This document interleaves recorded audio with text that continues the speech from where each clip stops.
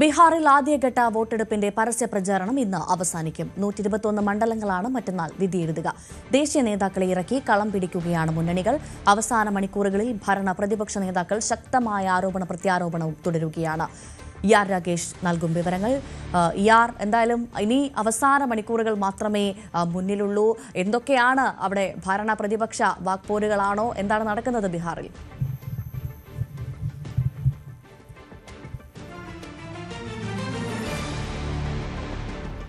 ER Rakesh വിവരങ്ങളുമായി ചേരുന്നു. രാകേഷ്, എന്തായാലും അവസാന മണിക്കൂറിലേക്ക് കാര്യങ്ങൾ പോവുകയാണ്. പരസ്യപ്രചാരണം ഇന്ന് അവസാനിക്കുകയാണ്. പക്ഷെ അപ്പോൾ പോലും വാദപ്രതിവാദങ്ങൾക്ക് അവിടെ ചൂട് പിടിക്കുക തന്നെയാണ്. എന്താണ് വിവരങ്ങൾ?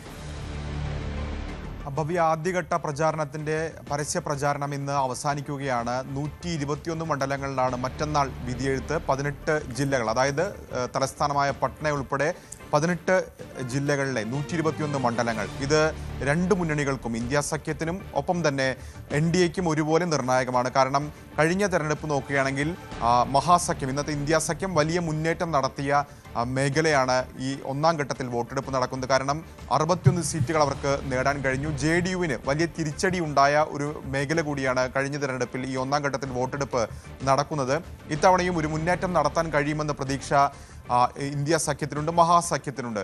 NDA ഏതായാലും പ്രധാനമന്ത്രി നരേന്ദ്രമോദിയിൽ കേന്ദ്രീകരിച്ചുകൊണ്ട് തന്നെയായിരുന്നു പ്രചാരണം. പ്രത്യേകിച്ച് കഴിഞ്ഞ തവണ അത് 15 സീറ്റുകളുടെ വ്യത്യാസത്തിൽ മാത്രമാണ് ഭരണം നേടാൻ കഴിഞ്ഞെങ്കിൽ ഇത്തവണ അതിനേക്കാൾ കൂടുതൽ സീറ്റുകൾ നേടുക എന്ന ലക്ഷ്യം BJPക്കുണ്ട്. ഏതായാലും അവസാന ദിവസത്തിലേക്ക് കടക്കുമ്പോൾ ആരോപണ പ്രത്യാരോപണങ്ങൾ ശക്തമാണ്. പ്രത്യേകിച്ച് പ്രധാനമന്ത്രി തോക്കിൽ ചൂണ്ടിക്കൊണ്ടാണ് തേജസ്വി യാദവ് മുഖ്യമന്ത്രി സ്ഥാനാർത്ഥിയായത് എന്ന പരാമർശം നടത്തി. അതിനെ കടുത്ത ഭാഷയിൽ വിമർശിച്ചുകൊണ്ട് കോൺഗ്രസ് നേതാക്കൾ ഒന്നടങ്കം രംഗത്ത് വന്നു.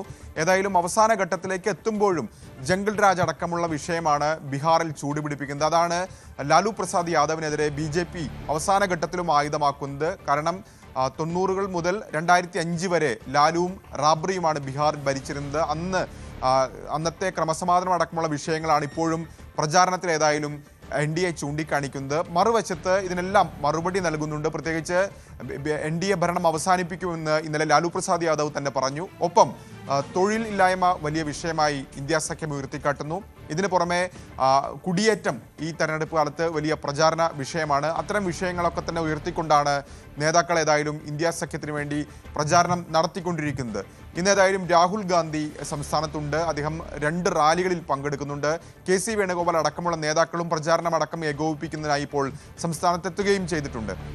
NDA ക്യാമ്പിലേക്ക് വരുമ്പോൾ JP നഡ്ഡ അദ്ദേഹം ഇന്ന് റാലിയിൽ പങ്കെടുക്കുന്നുണ്ട്. ഒപ്പം തന്നെ റോഡ് ഷോയിലും പങ്കെടുക്കുന്നുണ്ട്. ഗയയിലാണ് അദ്ദേഹത്തിൻ്റെ റോഡ് ഷോ നിശ്ചയിച്ചിരിക്കുന്നത്. അങ്ങനെ അവസാന മണിക്കൂറുകളിൽ ദേശീയ നേതാക്കളെ ഇറക്കി കളം പിടിക്കാനുള്ള ശ്രമങ്ങളാണ് രണ്ട് മുന്നണികളുടെയും ഭാഗത്തുനിന്ന് നടക്കുന്നത്. ER ആണ് വിവരങ്ങൾ നൽകിയത്.